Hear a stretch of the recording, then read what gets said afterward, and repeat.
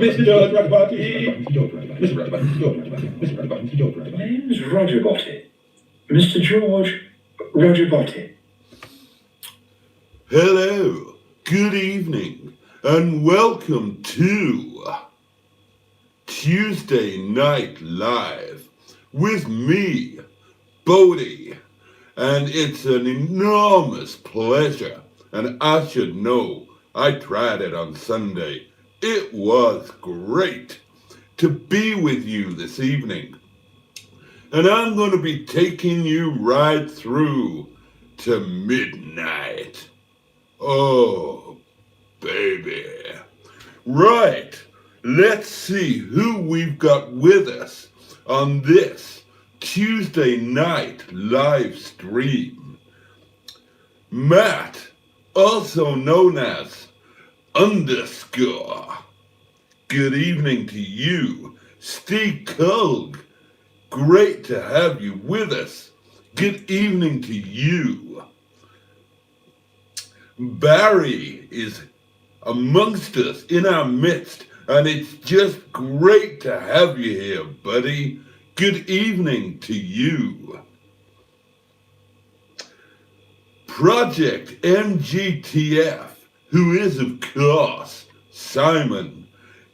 Great to have you here, my friend.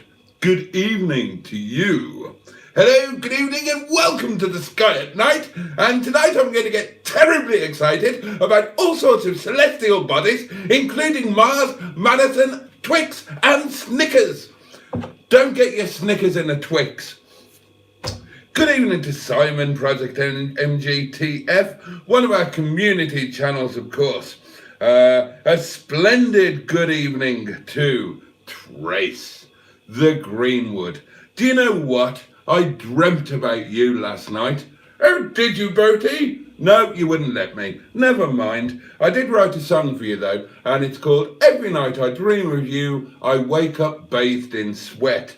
So a jolly good evening to you, Bad Books. Good evening to you, young Mark.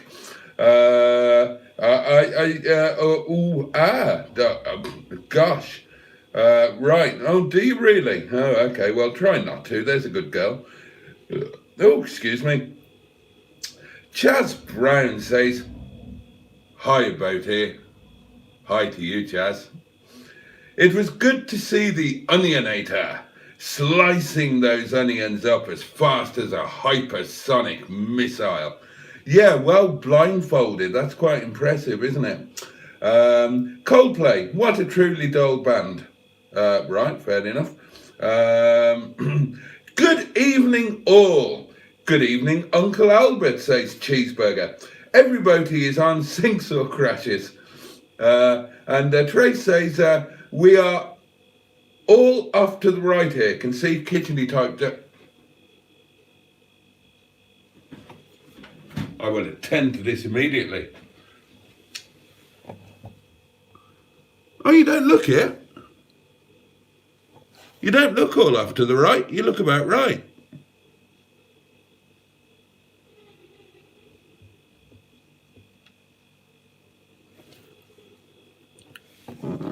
I could move that a bit. What kitcheny type doings can you see? No, I'm all right with that. I'm confident you are pointing in the direction and, relatively speaking, unwonked.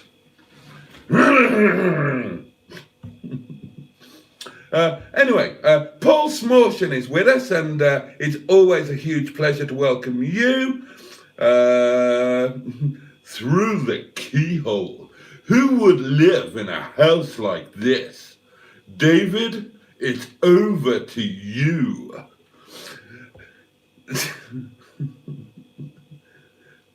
Oh, right. Don't ask us who would live in a house like this, because we know. Oh, okay. Accent, says Trace. Accent. It's the face that's open bracket, not close bracket. Doing it for me. Lol. Don't start them on keyholes. Too late. Thanks, Boaty, for my song, dream, and everything sweaty. Oh, you're more than welcome. You wake up sweating, says Barry. Schofield in the house. Oh, Ross is amongst us. Dinosaur Dad, or Dinosaur Dad. Bollocks to one and all, and bollocks to you. You hated us seeing the right of the fridge last night. Just thought I would mention that. But you're in the middle of the table, and you're kind of pointing in the right direction. Maybe the rest of the room has moved. I don't know. That face, though. That face.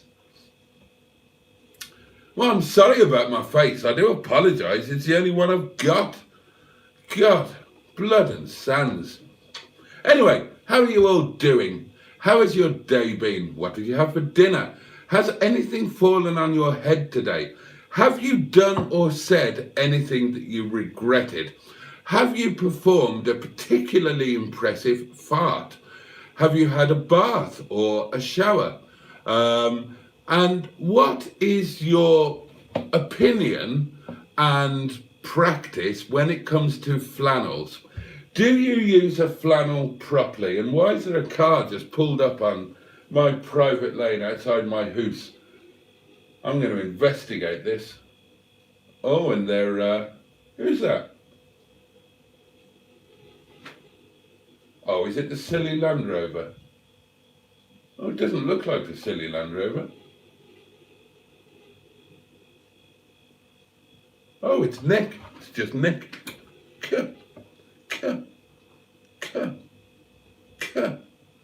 Oh, Adam's here. Good evening, everyone. Good evening to you. Cheeseburger says, raindrops keep falling on his head. Well, put a hat on. It's a fan, says Steecle. What's a fan? It's a face cloth unless it's someone else's, then it becomes a washcloth. Right. Do you use a flannel properly? And by properly, I mean, do you, when you are wet and you step out of the shower, or perhaps turn the shower off, or clamber out of the bath, or perhaps let all of the water out and remain in the bath, do you use a flannel to dry yourself off, wringing the flannel out periodically, thank you very much, and then reapplying the flannel, swinging it out, you know, repeat into all your nooks and crannies, so that by the time you deploy that towel, baby, that big fluffy towel that I would just like to wrap you in and have a good old fuddle-duddle with your what's-its whilst pretending to hold you in a companionable embrace. Embrace? Embrace. What was I saying? Yeah, so when you deploy the flannel, you should be pretty much dry. And the flannel is just for finishing off purposes. Or do you... Really? Things going on? Live doings? And you ding-dong me like that? Have a word with yourself. I'm talking to a pepper pot. There is a pepper pot over there. And I was just talking to it. Look, here it is. Let's put it there, and then I can talk to it while it's there. So I would like you to have a good hard word with yourself, you vindictive little grindy bastard. Yeah, I'll slam that down. Sometimes, darlings, sometimes you've got to put your foot down with a firm hand, and I'm not afraid to do that, and I don't mind admitting it. Boaty's about to be assassinated live on YouTube. God, I hope I'm not. Have you ever farted in the bath and it became a jacuzzi? No, I've often farted in the bath and it stayed a bath. I do like a jacuzzi. Yeah, I do like a jacuzzi. I quite miss a jacuzzi. I had a huge jacuzzi in my work flat. I was very fond of that sort of bit of action. I don't use a flannel for anything, says Trace. You animal, you. You are describing a chamois, not a flannel. No, well, that is how a flannel is the chamois leather for the body. Now then, and that's an original. That's an original me. It already takes me at least 15 minutes to shower myself, says Matt. I ain't got time for extras. Oh, right. Pingu Concord is here. Good afternoon, Honourable. And that's easy for you to say. Good afternoon. I've lost it now. Oh, there it is. Good afternoon, Honourable Admiral, you fat tosser. Christ, it's not difficult. Good afternoon, Honourable Admiral Boaty. There. Jesus Christ. It's the ubble. Having the ubble in honourable makes you want to put another ubble in admirable when it's not meant to be admirable. It's meant to be admiral. Imagine if you were an admirable admiral. That'd be a fucking nightmare when you were pissed. Good afternoon. Oh, what was that game? What was that brilliant game? Do any of you know this? I used to know it and I've forgotten it. And it appeared in an episode of Dad's Army. Now, I can't remember if it appeared on a television episode, but it definitely appeared on a radio episode. And it was, oh God, what was it? Here's to the health of Cardinal Puff Puff. Here's to the health of Cardinal Puff, wasn't it? And then you had to do something like your foot, and then if you got it wrong, you had to take a drink. And of course, poor old Captain Mannering made a right old arse titty of it and ended up getting absolutely K-eyed. Here's to the health of the Cardinal Puff. And then it went round, and then it was here's to the health of the Cardinal Puff Puff, and here's to the health of the Cardinal Puff Puff Puff, etc., etc. It was like a low-rent version of my own One Fat Hen game, which I maintain is the best game ever in the world, certainly the best drinking game. And a close second and third would be my other games that I invented, Pump Pump Pumperson and That's My Pilchard. I love That's My Pilchard, and to this day I am unbeaten at it. I'm a genius at That's My Pilchard.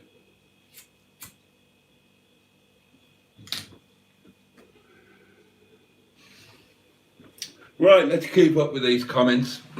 Let's keep up with these comments. Why is a pepper pot making noises? Good question. What's a flannel?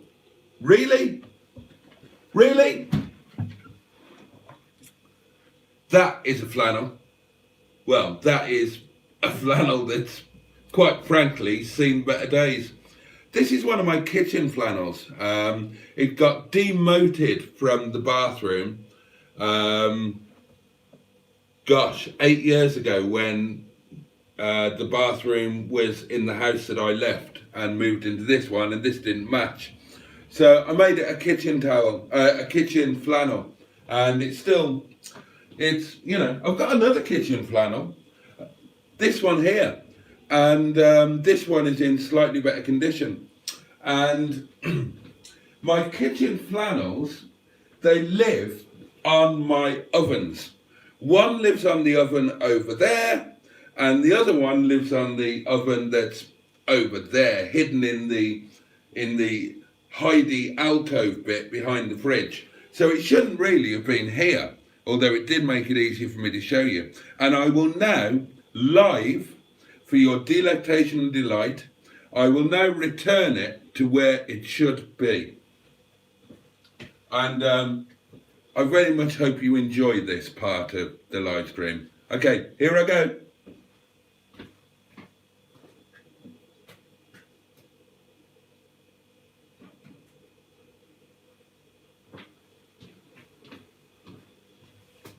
Job done. Yay for me. Oh, that was splendid. I enjoyed that. Did you enjoy that? I hope you did. We should do more with flannels.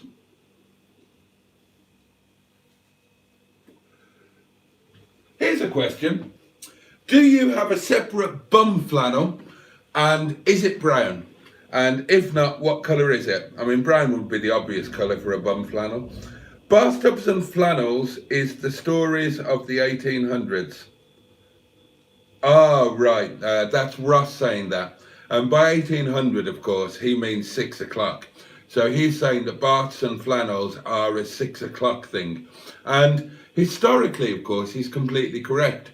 you would have your bath at about 6 o'clock on a Sunday night, and then you would get out of your bath and you would come downstairs, sit in front of the fire, and you would watch Bullseye, Last of the Summer Wine, and quite possibly 321. No, I didn't mean funnel, and I wasn't talking about decanting my Vimto. I've only ever been in a jacuzzi once, says Trace, with 3 guys, and I'm quite happy to continue with the story. I podgered all 3 of them, one after the other, and then they all came back for second helpings. I was absolutely exhausted. My God, that's a night that I'll never forget. And don't talk to me about flannels and towels. Right, we won't ask about that, Trace. Bad Books, young Mark, had a cheeky special chow mein for tea. I used a sponge rather than a flannel. And I saw a load of French registered TR3s on the A1 today. Oh, okay, that's interesting. What is your favourite TR? And that's a pretty easy question to answer, because if you've got any sense, everybody's favourite TR is going to be a TR5, obviously, because you've got the power of the TR6 with the Michelotti looks of the TR4. But I would accept a TR4 with a Surrey top as a semi-acceptable alternative. If your answer is a TR6, 7 or 8, then I would ask you to leave, please. Thanks so much. Is it just me, asks Adam, that uses a flannel specifically for washing the face? Well, I don't know. We'll find out. Oh, Cheeseburger says, I'll be driving past your old work flat tomorrow. Quickest way into Brum from Redditch. Well, yeah, it certainly is. Now,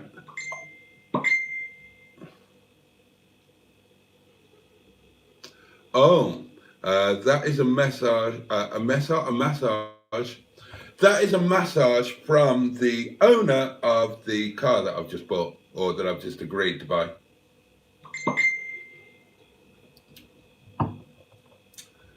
And that's another one. Hold on. Just make sure nothing's going wrong.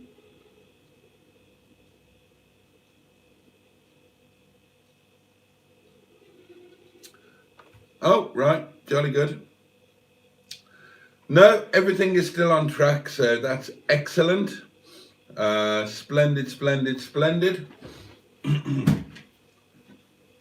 What was I saying? Yeah, there was a time when I used to commute into Birmingham from Redditch on my bicycle, on an all-chrome, oh God, here we go, you're going to complain, aren't you? He's talking about cycling again.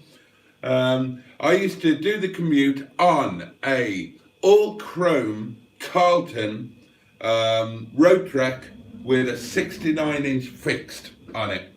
And every morning I used to get overtaken going up Gorkett Hill by a nipple pink Porsche 911. And every morning I repassed it in the traffic bottleneck known as King's Heath. But yeah, it is the way, the fastest way into Brum, and you will indeed be going past my old showrooms, my old work flat. Now, as you go past Cheeseburger, as you look at it, mine, there's actually 2 flats above it. They're huge. And mine was the one on the left as you look at it, like the first one that you come to. And the other one, Richard and his family were in there originally, and then when they moved to Cook Hill, the goat took that over, and when I left, the goat was still in there. He was there until he died, bless him. Fabulous flat, absolutely fabulous. Those walls could talk. Good stuff, says Adam. Oh, I think that's a personal thing. Matt says, Boaty, that's me. Do you remember the tapping noise in my car when we were out? I do. I fell for that, didn't I? I fell for that. I'm feeling punch drunk from this stream already, says Simon. He's definitely firing on all cylinders. Then something about a wizard sleeve. Trace says, Boaty's wit and humour, or hit and woomer, are ramped up to 11 recently. I nearly died laughing at the mustard short earlier. I enjoyed that one. I did enjoy that one.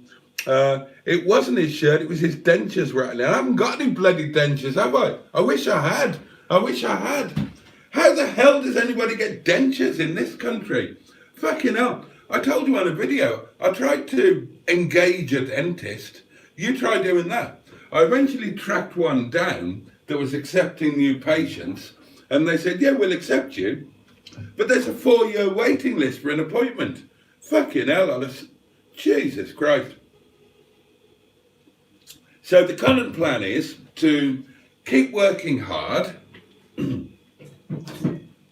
keep buying and selling a few cars, try and get a few bob together and go to Nepal and get all of my new teeth done there, where it's an awful lot cheaper. And then when I've got a nice set of new gnashers, then I will get a nice wife that I can settle down with for the rest of my naturals. Oh yeah, a nice one with, yeah, well, never mind what.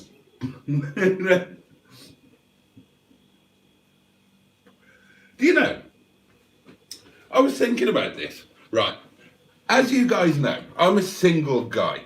Now, that doesn't mean that I don't have friends, but I'm not in a relationship and I live mostly alone.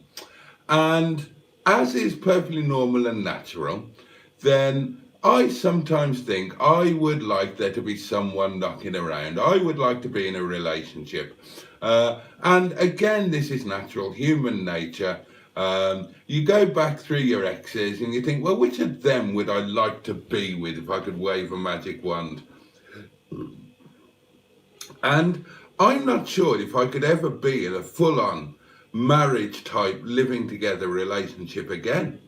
I'm not sure if I could. You know, I was playing one of those mental games in the car tonight or last night or last year, whenever it was, thinking back to, you know, wave a magic wand, which of your exes would you be with now? And I say exes because they're known quantities. And all of my exes were fabulous people, absolutely fabulous people, attractive, intelligent, kind, amusing. If they weren't, I wouldn't have been with them. So there's no point in contemplating theoretical unknown new quantities for your theoretical playing in the mind game. And I rejected them all. You know, when I thought about the compromise involved with living with, and there were different compromises with each of them, I thought, I can't be asked with that. I really can't be asked with that. I quite like what I've got now.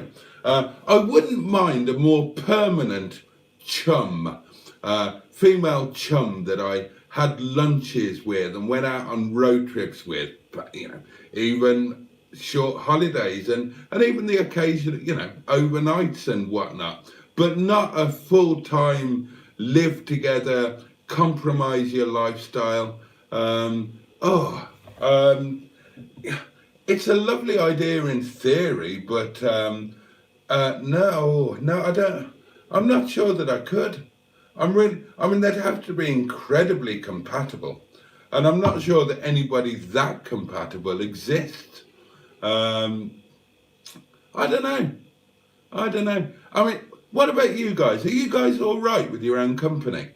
I've always loved my own company. I've always been very happy with it. I'm not an antisocial person. I love people. I love social situations. I love socializing. But I've always treasured those moments alone. And when you're in a relationship, they don't come quite as often as you would like, do they? I don't know. Let's get back to the old comments here.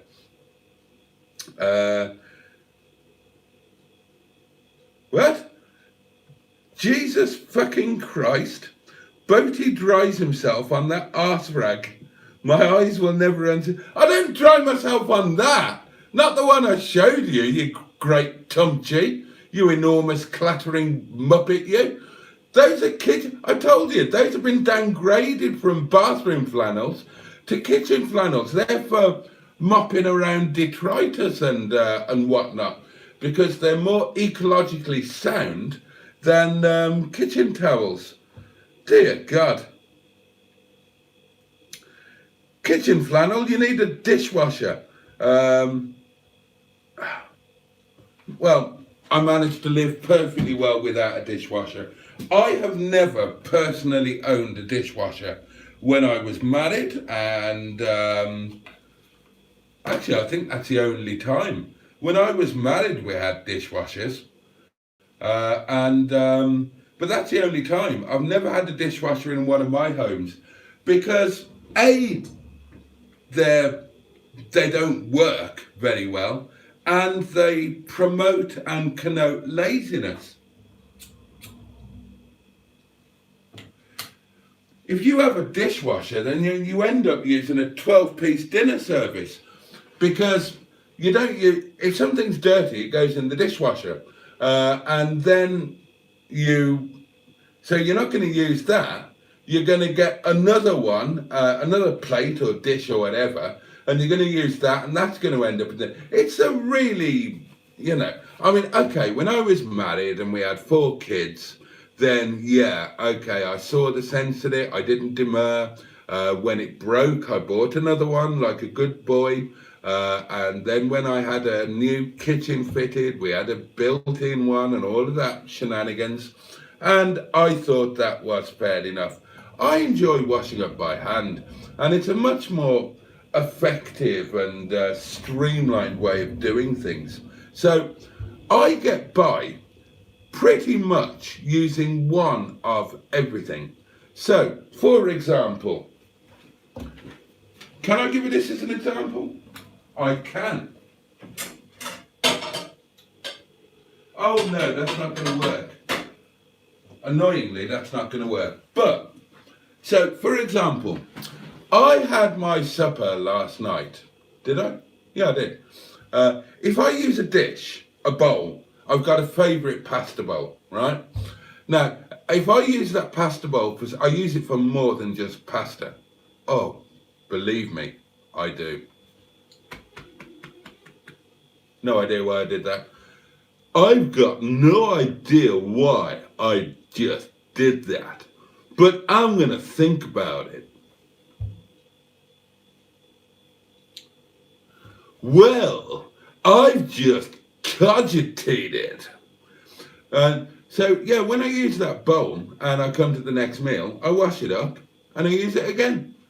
I don't go to the cupboard and get another one. Well, with my favourite pasta bowl, I can't go and get another one. I've only got one of it, but I've got complete sets of everything else. I've got loads of dinner services because I insist on having the correct tool for a job.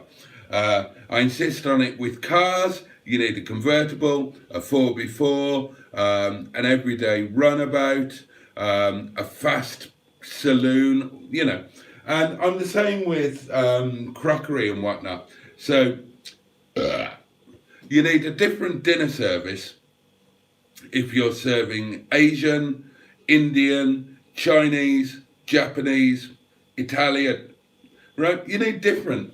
And all of my dinner services, Christ above, I've only had a mouthful. You'd think I was pissed.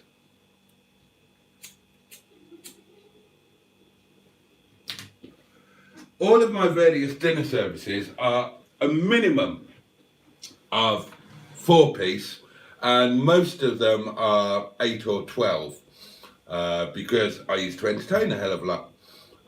Not so much these days, not so much. That's something I miss. dinner parties. I love hosting dinner parties, and I really miss that. That's one of the things that I do miss about being married. Massive dinner parties. We had like a 16-seater table in the dining room, and I used to love catering for dinner parties. I like all of it. I like the preparation. I like the theatre of dressing the table beautifully. That's one thing I do miss. But anyway, the point I'm trying to make is that I'm a single guy and I can make do with one of everything. And when it's dirty and you need to use it again, you wash it. And the other problem with dishwashers, which is what we were talking about, they cause relationship breakdowns because, and don't even argue with me, this is a fact. Women cannot stack a dishwasher correctly. They just can't. They are incapable of it. Whereas men can. Now, I'm not sexist. I admire women greatly. I am the first to admit that women can do anything, almost as well as men. But they cannot stack a dishwasher. You can't, can you, ladies? You're just incapable of it. And men, being men, can be driven to distraction by seeing an improperly filled dishwasher. So that's another bloody good reason for not having one of the sodding things. I don't like them. I'm not a fan. And they take too long. If there's something in there that you need, they take too long. And they're bad for the environment. They use chemicals when you should use elbow grease and hot water.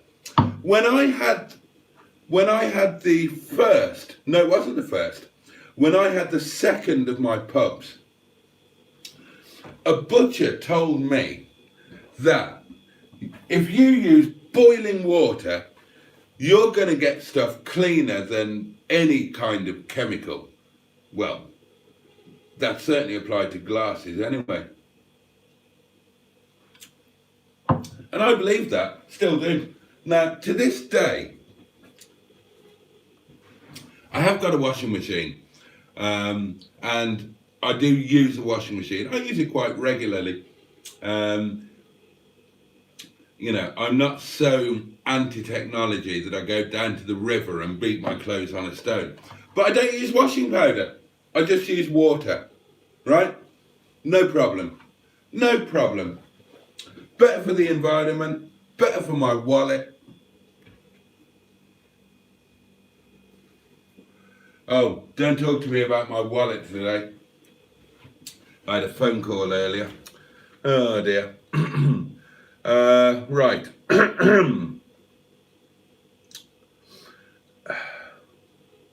Maybe he bathes in the kitchen sink, says Simon. Well, I don't now, but I used to. My mother, and I can remember this vividly, my mother used to sit me on the draining board and wash me in the sink. That is a really early memory. I've got no idea why she did this. I suppose, well, it saved her the bother of going upstairs, I suppose. Probably cheaper to fill the sink than to fill a bath. But I vividly remember being sat on the draining board and being bathed in the kitchen sink. Can anybody else claim that? Hang on, what's this comment from Dinosaur Dad that everybody's laughing at?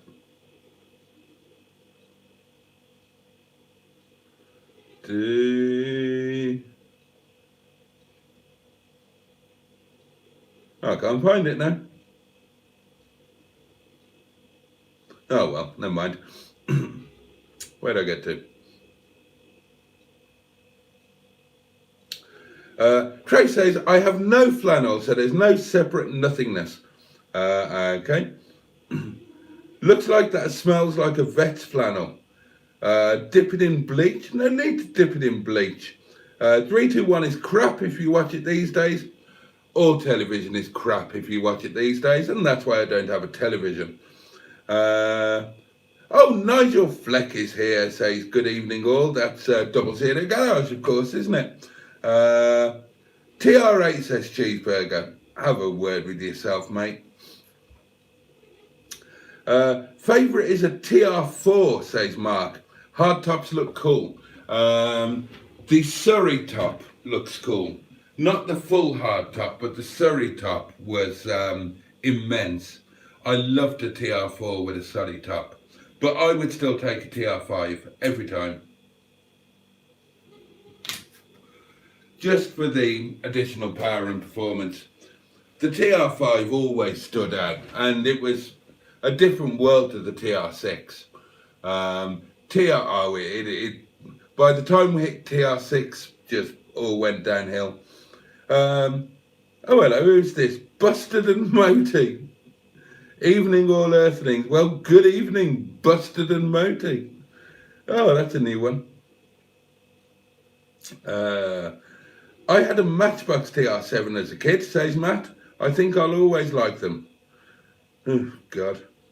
You've been cleaning your alloy wheels with that flannel. I haven't. I have two specific sponges for my alloy wheels.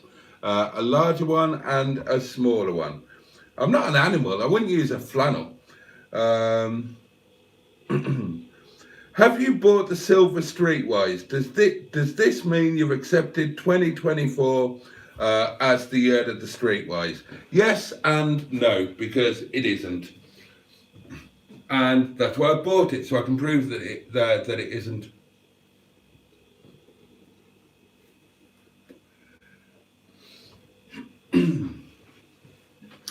Cyclists in Lycra belong off the roads. That's an interesting comment to make on a live stream of an ex-professional cyclist, Matt. And I think it should be fairly obvious that we're going to disagree pretty violently about that. Has Fanny or Blue been sold yet? No, I didn't advertise Fanny today, didn't get round to it, doing other stuff. I'll do it tomorrow. Mustard is supposed to be doing his no-nonsense sales pitch tomorrow. And Blue, Blue is nowhere near being advertised, partly because she's due to go into the garage when Stigbürt is finished. He hasn't even been started yet still. He's still sitting in the field. So, yeah, Betty Blue, aka Melanie Winchbag, is going down to the garage when Stigbürt comes back. I'll swap them over so she can have the issue sorted whereby the fan isn't kicking in when it should. And the other reason that she hasn't been sold is I want to keep her. There, I said it. I don't care. And who knows, I might find a way. But no, she will be advertised, but when the issue is sorted, I don't want to send her out with her not with a potential overheating issue. It's not a problem. Anybody can drive her. You could drive a car for the rest of your life with the fan not kicking in. You just need to knock it off if you're going to be stuck in traffic for a while. But you know what a load of drivers don't like, are like. They don't drive sympathetically to the car. They don't understand what's going on. They don't look at the dials in front of them. They would have no idea that the car was getting too hot until everything exploded under the bonnet. My wife was like that. She had no idea what a rev counter was, a temperature gauge was. She only had a nodding acquaintance with the petrol gauge. Not a clue. No interest, no knowledge. Have you or Mustard sold any of these cars you bought to flip yet, or is this setting up stock? Yeah, we're setting up stock. We're looking at buying 1 or 2 cars a week, having a bit of a swap and change around with things, and we are gradually prepping them. There's no rush. There's absolutely no rush. Things will happen more quickly as the first ones are ready and we get round to advertising them.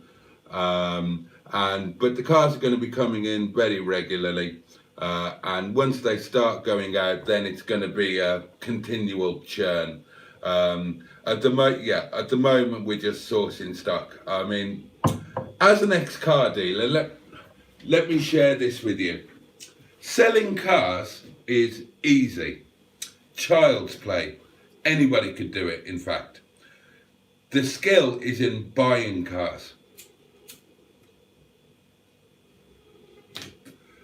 And when I say the skill, I also mean the difficulty.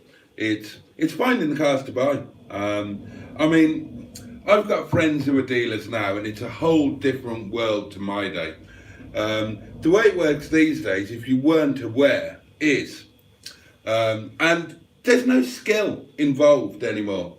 There is no skill involved in being a car dealer, or very little.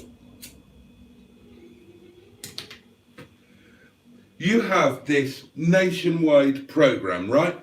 So dealers selling the cars, put the cars on this nationwide program. There's an auction, and the highest bidder wins them. They get delivered by the in-house transportation company. You have an on-running account with them, and that's it. The car gets delivered to you. You do your PDI, you put it on sale, and you know, most of that is automated now.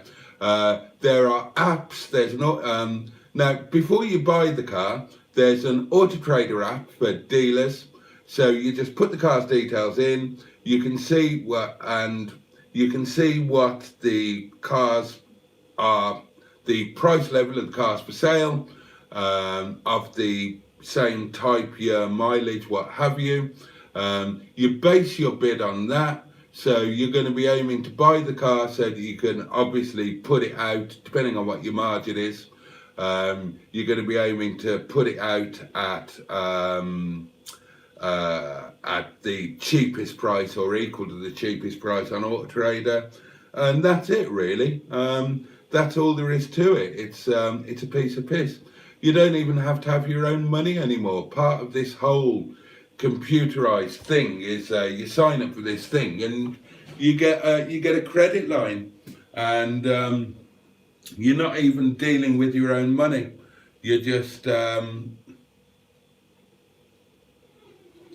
you buy the car effectively on credit.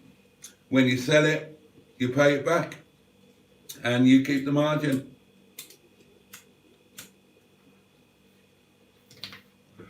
It's not like my day, but yeah.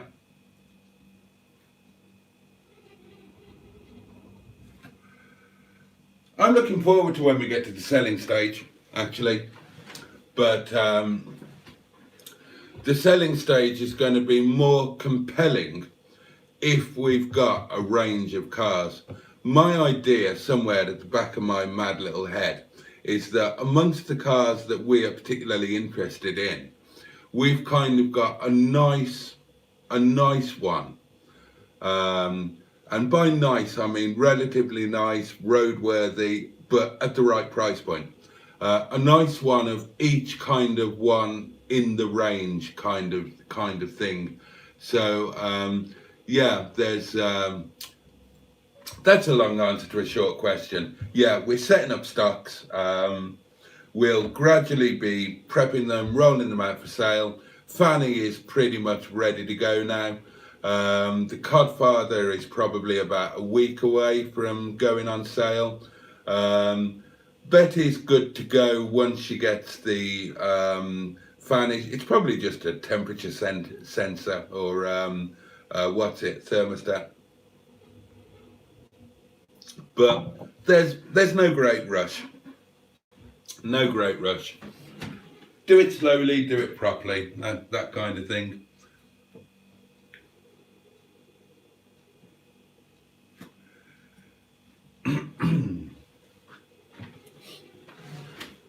Figure out how to do it right, figure out the logistics, figure out how to get the best content out of it. We don't want a repeat of last year, do we?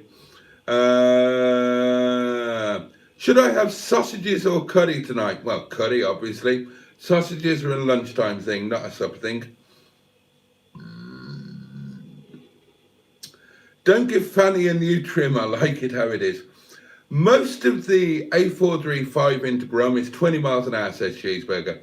You're flat nearer the other site as you look at it. The pub, can't remember the name, is sold. Oh, and sells motorhomes from there. The pub was the, well, if you mean the one afterwards, just before the island, that was the Rose and Crown. Sasha, my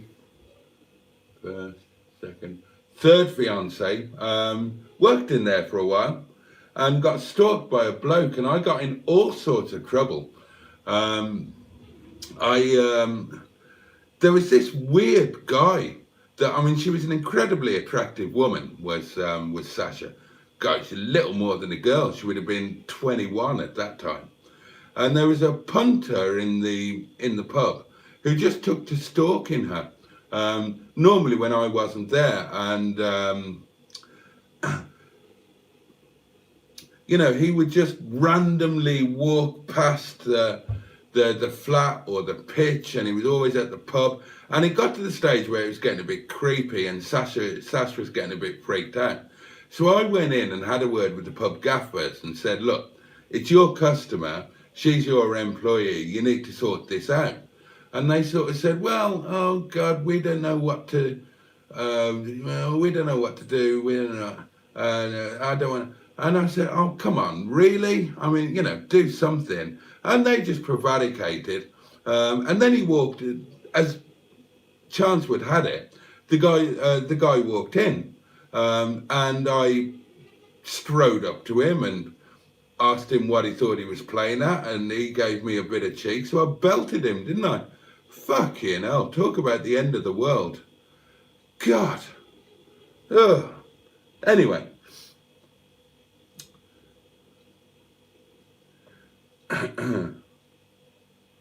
Have you won the lottery, asked Matt? You said last night Stigbürt had to wait because of the cost of your accident, but now you're buying another car. Right. People keep saying this, and I keep telling you, apparently nobody's listening. These cars are not being bought with my money, and they're not being bought with Mustard's money. There's a three-way partnership going on. There's me, there's Mustard, and there is the banker. So no money is coming out of my pocket. And that should be blindingly obvious, because you all know I haven't got any. You all know I'm skint. But hopefully doing this may make me less skint. How is Derek driving today, old chap? Bloody helping you. He's a little flying machine, bless him. Oh, you won't have seen the video yet. We had a little play with him on Monday, and we bypassed the MAF and shorted it. And he's a load better. He's driving beautifully. He just doesn't start quite as he should, but he's not as bad as he was before we did the bypass. So he's flying, and I desperately need to do a driving home from work thing, because now, the way he's driving at the moment, he can genuinely put in a challenge to Shison. He's definitely, I will go on record as saying that he will be quicker than Stigbürt. He will be quicker than, I reckon he'll be quicker than Wetleg as well. And I reckon he's going to be knocking on Shison's door. He's properly quick. And remember, I said before that on paper, he's quicker than Shison. I couldn't understand that. But that's because there was obviously a fault with him. I didn't realise. He's a properly quick little bugger now, so he is. Now, he's obviously not going to be quicker than Stigbürt and Wetleg on, you know, general roads, or just quicker generally. But as you know, the driving home from work thing, there's a lot of twisty, turny, and, you know, the 25 handles very well, but it gives you a lot of confidence. It's a car that, you know, Stigbürt is a big old heavy thing, and Wetleg is a mid-engine rear-wheel drive thing, and they're not cars that you're going to push to 100%. Or, you know, you'd think twice before doing so anyway. Whereas the 25 is a car that you feel confident driving at 100% of its capabilities. Because it never feels like it's going to bite you on the arse. Whereas in a Stigbürt or a Wetleg, or certainly anything hotter than those, you know, you've always got the thing at the back of your mind that they could just bite you on the arse. So, you'll still drive them at like 95%, but you probably won't go all the way. Not on a continual basis anyway.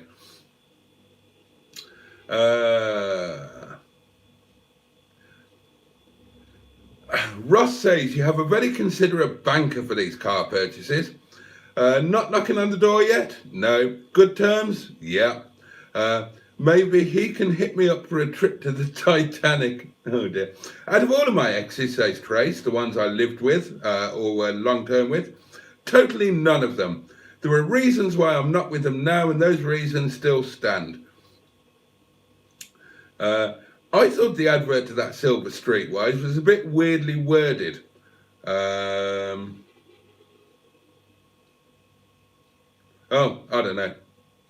I'll sort that out. I'll sort the stereo out. It's got a nice stereo in it.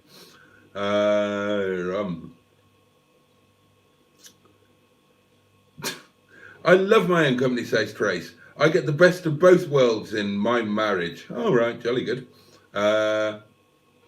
Cheeseburger, I'm not reading that out, Cheeseburger. I'll show it, but I'm not reading it out. That's outrageous.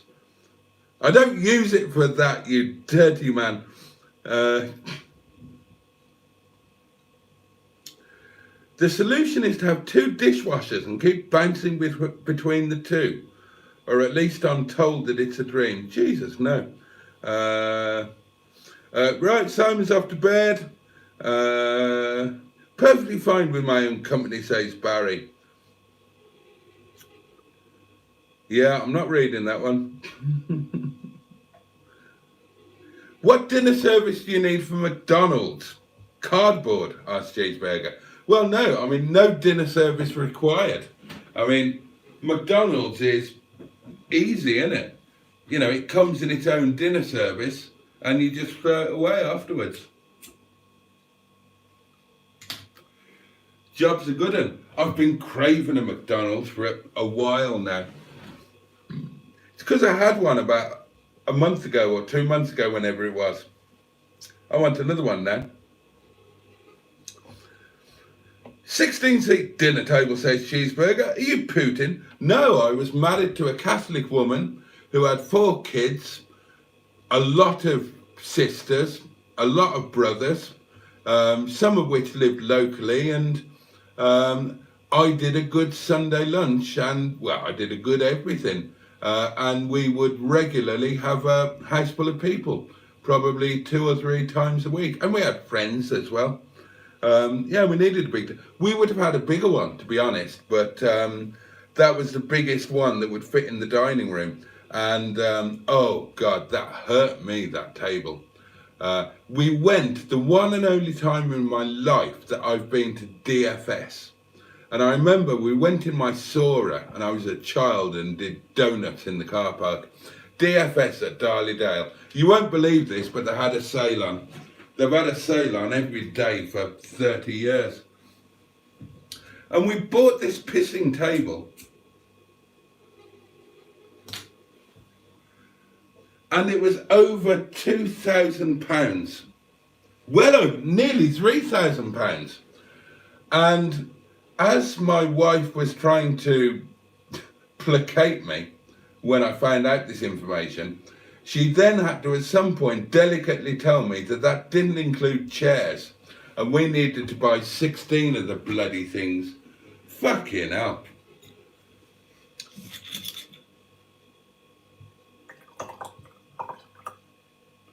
I struggled with that. I thought that was just a nonsensical amount of money for a table and chairs. See, I've always been, even when I had money, I've always been quite a big fan of buying second-hand, kind of recycling. You know, why spend money that you don't need to? I've never bought a brand new car because the idea of just driving out of the showrooms and losing 20% by just driving out of the showrooms, absolute madness. Quite fascinated by the sub-story and not Boaty's 4K. It is fascinating, the sub-story, isn't it? They've gosh, if the reports are correct, then they've got about 35 hours of usable oxygen left. And it's a submersible, not a submarine. It's going to be really difficult to find. I've seen people asking on Facebook, you know, don't they put out a signal? Well, no, because GPS and whatnot doesn't work underwater. They're going to be impossible to find. And you've got to assume that they're on the seabed. God only knows whether they're still in one piece and whether the occupants are still alive. But at this point, you've got to assume that they're on the seabed. And that submersible it's not a big thing. I heard on a report driving home tonight that it is exactly three times the size of the captain of the Titanic's bath, right? That'll give you an idea. Not a big thing.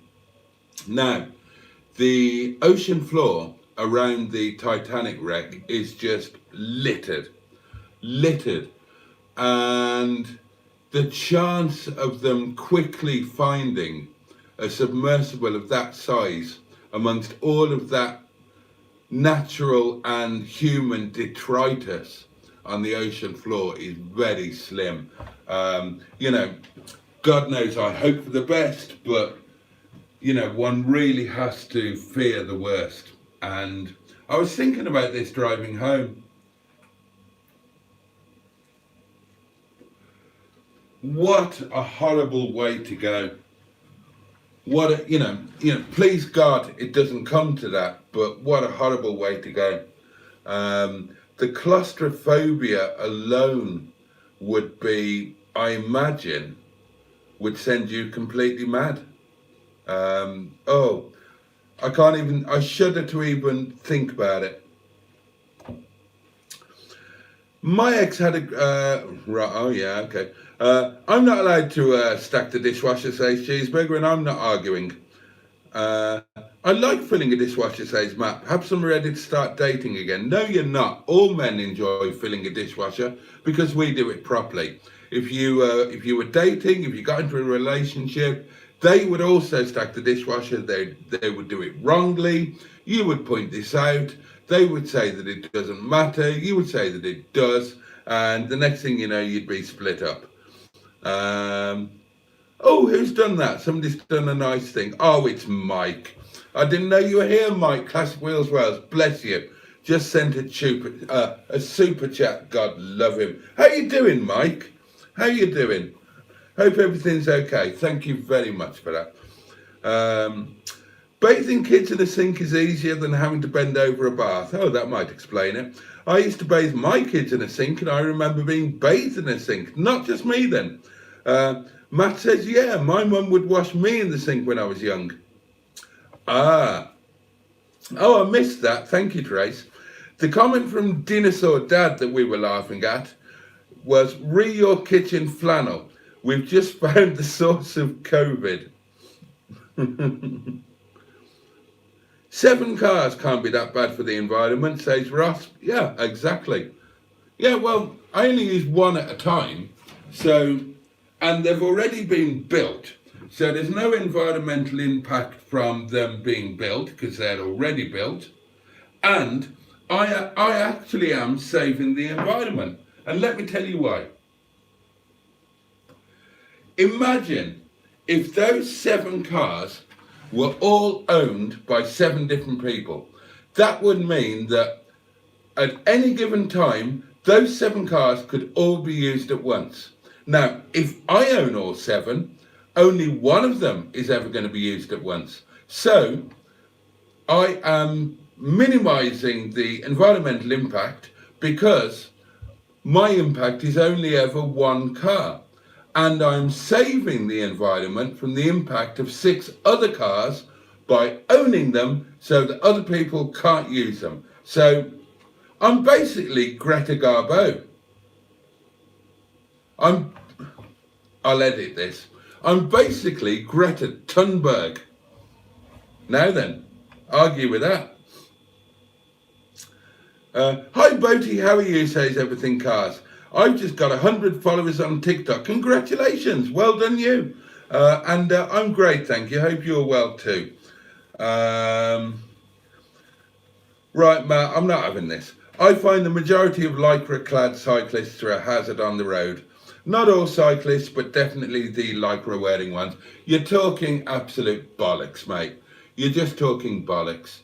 Now, cyclists wearing Lycra are likely to be cyclists rather than bike riders.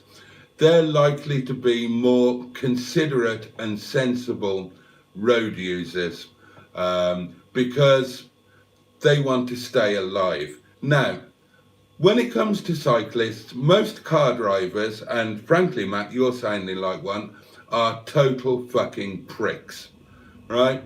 And they've just got no patience, no consideration. Now, I've lost a lot of friends to stupid car driving road users. They've literally just been ploughed down, mowed down. So this is never going to be an argument that goes well with me. You know, cyclists are entitled to use the road. The law has been changed recently in order to recognise that and give cyclists a better level of protection. If you've got an issue with cyclists on the road, the issue isn't them, it's you, quite honestly. And that applies to any and all of you who think the same way.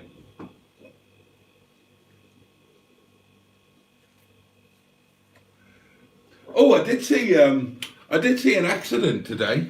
There was there was a load of traffic on the way to work today, and there was a really good accident, and I avoided it. Didn't I do well? I was really pleased with that.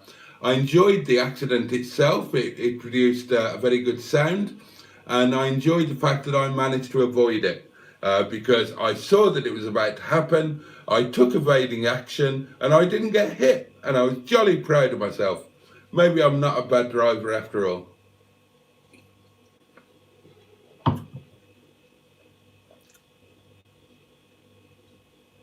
No. Oh, go on, I will read that. Cheeseburger says, Melanie Minchbag had a problem with her fanny not working. Boaty took it to the garage and the mechanic said it's simple. She needs a kick in the blank. Oh, blanks. I love the idea of a blankety-blank themed live stream. We should do that. But Jesus now. The prisoner has been in his cell for 12 years without female companionship, and he decides to have a blank. And Cheeseburger also says, quite rightly, you make your profit on a car when you buy it. Yeah, absolutely. And most of you stock source through Vinch, Carwow, etc. I don't know the names of them. I've got car dealing friends, haven't seen them for a while, and a while ago, not all that long, but probably longer than I think it is. I think it was like last month. It was probably 3 years ago. I did a thing. What's it called? I took I can't remember what it's called. But basically, I accepted a very generous payment to go to a car dealership in Astwood Bank and apply a bit of expertise. redo their website, redo all of their advertising, sort out the sales staff, everything really. I've forgotten the name of when you do shit like that. But I was offered really good money to do it, and I did it, and that was when I got my head around the business model for dealerships then, and I presume now that are probably new apps. What I was talking about was how they were operating then. Such a different world to my day. Really was a different world, and yeah. Seems to be loads of F and TFs popping up for sale on Facebook. Yeah, there are quite a few. Great car to buy at the moment. The F and TF is one of my top tips of a car to buy, enjoy, and sit on for a while, because they are hitting the cusp where they're still bargain basement cheap. Okay, if there's something really special about them, they're fetching money. But they're still cheap enough that they're getting scrapped and they're getting broken. And, you know, they're 20-year-old plus in some cases. Prices are only going to go up. And you talk about your yard of the streetwise and yard of the Tourer and whatnot. I mean, I don't know exactly what that's supposed to mean, but the reason why I said that next year was going to be the year of the F and TF, probably the best modern classic semi-investment that you can buy at the moment. In other words, a car that you can buy without breaking the bank, that you can have a hell of a lot of fun with, and that not only won't decrease in value, but might very well increase in value. And the reason why I put it above a Tourer or a Streetwise or anything of that nature is, right, it's more fun, right? If you've never driven an F or a TF, then to compare the enjoyment of driving with a Tourer or a Streetwise is so laughable that you can't even go there, right? A Streetwise is a Rover 25, made a little bit worse, okay? Doesn't make it a bad thing. A 25 is a great car. I've got 3 of them. I think they're absolutely fabulous. And I'm sure that a Streetwise is only a little bit worse. A Tourer, nice car, practical, but you can't compare them to a Longbridge Lamborghini, a mid-engined, convertible, rear-wheel drive little screamer. They're, you know, not even in the same league. So an F or TF is a million times better to drive. It's more fun. It's more of an occasion. It's more different to your everyday car. It's all of those things. And in terms of appreciating value, the chances are that on an average across the range, compared to a Streetwise or a Tourer, it's going to appreciate more appreciably than either of those. And that's why if you're going to do this silly year of the whatever thing, that's why it's going to be the year of the F or TF. They're a better thing to buy. Simply that. Most people who are talking in those terms about a Streetwise or a Tourer, they're talking about buying them as second cars, not everyday vehicles. And, you know, in terms of a second car, a weekend toy, a bit of fun, high days and holidays, you can't compare those with an F or TF. Of course you bloody can't. And they're not as good an investment.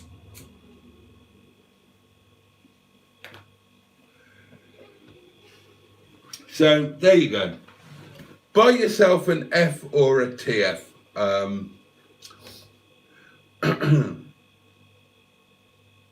Where do I get to? Oh, look at the time. Ross has received his new radiator, idler pulley and tensioner for the 100 Quattro, so fun times ahead for the cold evenings. Sounds good. Oh, bloody hell. Nigel's going to fit a supercharger. Oh, not the Rose and Crown, the one on the off-ramp for Portway on the way to Redditch. Can't think where that is. The off-ramp for Portway. There isn't one. Are you thinking about the other side of the motorway island? And that off-ramp just after the garage? And then that goes down and underneath the dual carriageway. And then there was a pub there, right underneath. I can't remember what it was called. And I can't tell you the story I was going to. Threesome. that was a great night. DFS started at Darley-Dale, yeah, and they're still there. Adam says, I've been looking at KB6s in the quest for more power. Wonder if one would fit in a 25. No idea, but obviously I've got a KB6 in my in Stigbürt. Well, I think I have. I did have when I dropped it off at the garage 6 months ago. And I watched a video of flat out acceleration in that. It's an amazing noise. And it's an engine of which I'm very, very fond, actually. And I still can't decide whether the KB6 is better in screamy 190 MGZT mode or whether it's better in 180 automatic Rover 75 Tourer mode.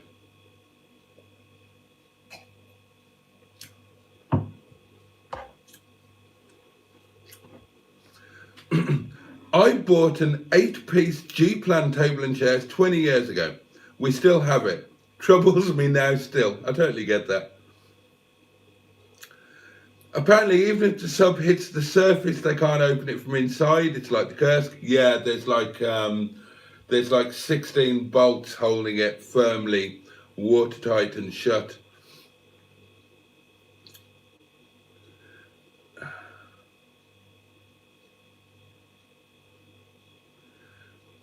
Genuinely not, says Matt. I've noticed that since the new rule of distance in the highway code, many of the cyclists who are dressed in all the gear are getting more and more ignorant to other road users. Well, what do you mean by that? What do you mean by more ignorant to other road users? Do you mean that they're deliberately riding on the wrong side of the road? Do you mean that they're throwing eggs at the cars as they go past? Or do you mean that they are not accepting that you in a car are more important to them and compromising themselves to make it easier for you to squeeze past them as they are single file and you overtake them when there are cars coming in the opposite direction and you squeeze them in a little bit too tightly? I'm guessing that that's what you mean, unless you can tell me that by being ignorant to other road users, they're actually doing something that they're not entitled to do within the highway code or within the law. What are they doing, these Lycra clad cyclists? I'd love to know.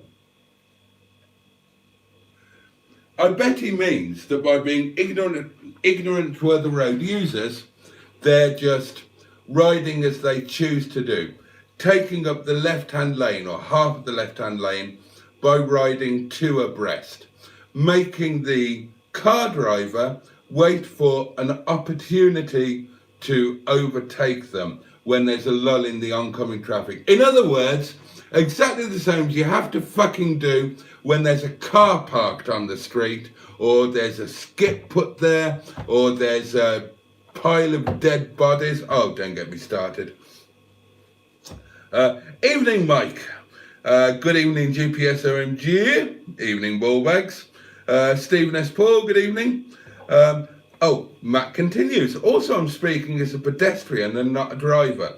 Unfortunately, if I was in a car, I wouldn't mind nearly getting hit by a cyclist. However, on foot, I'm quite vulnerable.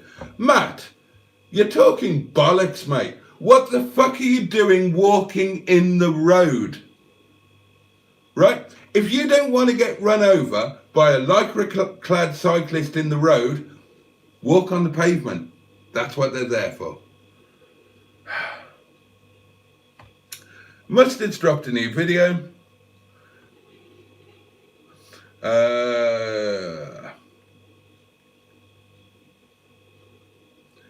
Oh, here we go. I can't remember the last time I saw a cyclist wait at a red light. I can, it was tonight. Or turn right properly. They should be licensed and insured. I give them 2 meters when I overtake them, but many don't reciprocate. Oh, do you get overtaken by a lot of cyclists then? Car dealership in Astral Bank asks Cheeseburger. Yeah, kind of an Astral Bank. In Astral Bank, if you chuck a right and go down the hill, I can't remember the name of the hill. Something Bank. You chuck a right in Astral Bank, heading towards Feckenham, I think it was. And just at the bottom of the hill, there's a new industrial estate on the left-hand side. There was a huge kids' plaything there and various other things, and it was a new dealership that had set up there. Furious Matt is having big problems with his 420 Tourer. Yeah, watch that video, isn't he just? Oh God. Ross says, bollocks, just pulled onto the motorway, crash ahead, 30 minutes of stationary traffic. Oh dear me. Plenty of Fs in the summer auctions with realistic reserves. Yeah, you can buy them. You can buy them at the moment. So buy them while you still can.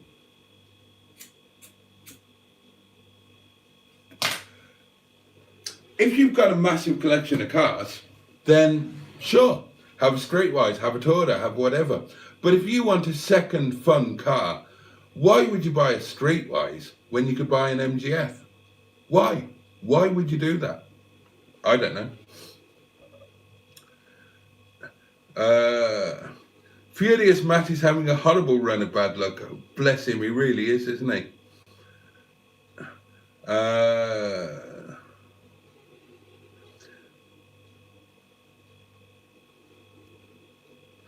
I'm slightly biased as I've only ever owned 25, so I've never sold one, so they must be good. 25 is a great car, but they're not the be all and end all.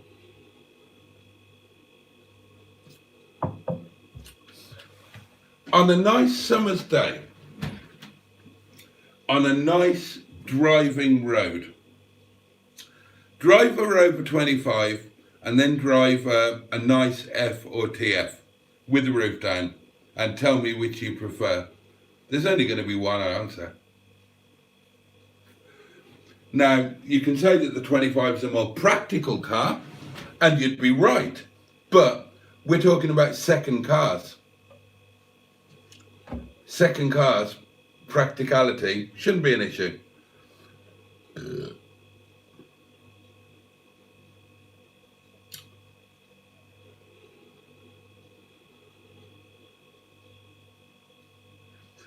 We're getting a load of anti-cycling bollocks here. I'm not going to give all of this shit. I'm not going to read it out. Matt says, I was crossing the road, which in the new rules gives me the right of way. Let me stop you there. That's not a new rules thing. That's always been the rule. Pedestrians have always had the right of way. Yet I was almost hit because the car gave way, but the cyclist didn't. I apologise for crossing roads. And well, in that case, I will accept the cyclist was in the wrong. I know the Asselbank area, says Cheeseburger, but I can't picture the dealership. Hello, can't stay, says Simone.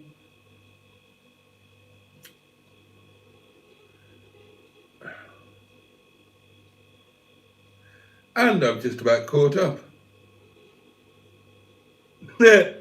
Pingu Concord says, for fuck's sake, 4,000 subs.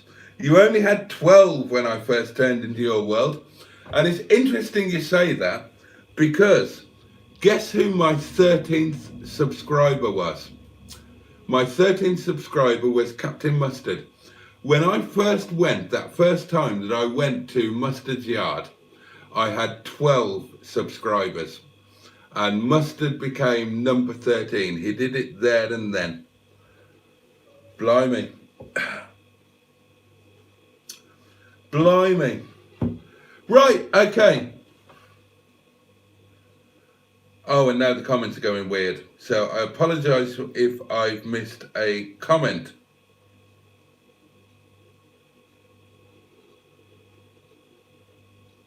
Oh, I have. There's comments all over the...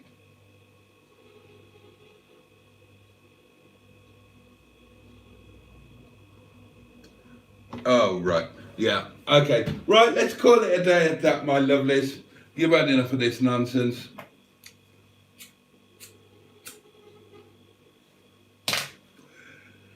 A final thing regarding the cyclists, right? I know that there are... I won't call them cyclists because as an ex-cyclist myself, we've always differentiated between cyclists and bike riders. Now, cyclists are typically also drivers. They spend a lot of time on the roads. You know, I used to do 1,000 miles a week on a bicycle. And guess what? They want to stay alive. And so they are considerate, they're sensible. I accept that a lot of bike riders are not. They can be pricks as well. The problem is that, like I said, I've lost too many good friends to idiots driving cars. And I just don't like to see a generalisation when it comes to Lycra clad cyclists, because, you know, like most generalisations, it's bollocks. Not all car drivers are bad, and not all cyclists are bad, but neither are they all good. So there you go. There you go. Let's do a quick glimpse at the comments.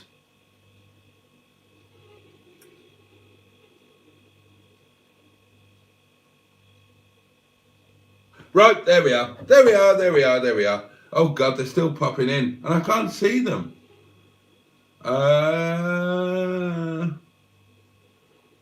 Fuck off, Mike. I'm going to sit on your head. Can't argue with that, says Adam. I'm sure an F4TF would be more fun. Would be dangerous buying one as I don't have space for 3 cars. Oh, that comment from Pingu was about an hour ago. Oh dear, was it? Yeah, my comments have gone weird. It's an update in the highway code to stop for pedestrians. It was always there in the highway code. And I'm sure I've said this before. The reason I know that is because my mate Chris Boardman was elected traffic god or something. And he did a radio interview where he reminded people, and this was before the new rules, he reminded people that technically, strictly according to the letter of the law, pedestrians have priority. And if a pedestrian steps onto a road, you have to stop. You're not allowed to run them over. Crikey, says Simone, I have 1,529 subs. Good for you. Oh, fuck off, Matt. Most cyclists are okay, but the ones in Lycra belong on track. Fuck off, you're talking absolute idiotic, ill-founded bollocks. Right, why do you think cyclists wear Lycra, Matt? Why? You get your ass on a bike, right?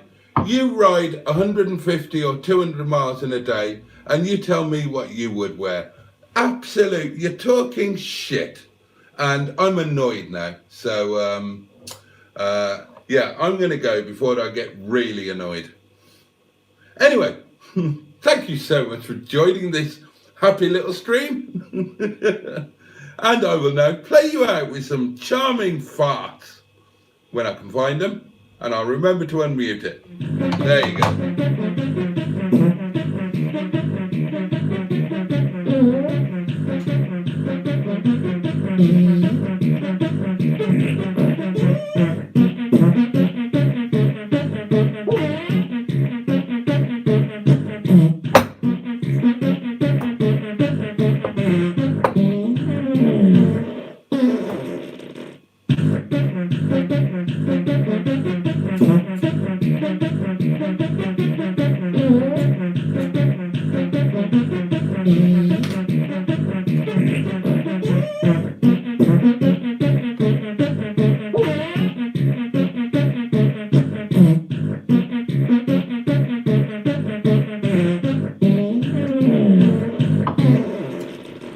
Right then, darlings, thank you so much for joining me. You have a safe and peaceful night. Take great care of yourselves. Much love to you all, and I'll see you next time.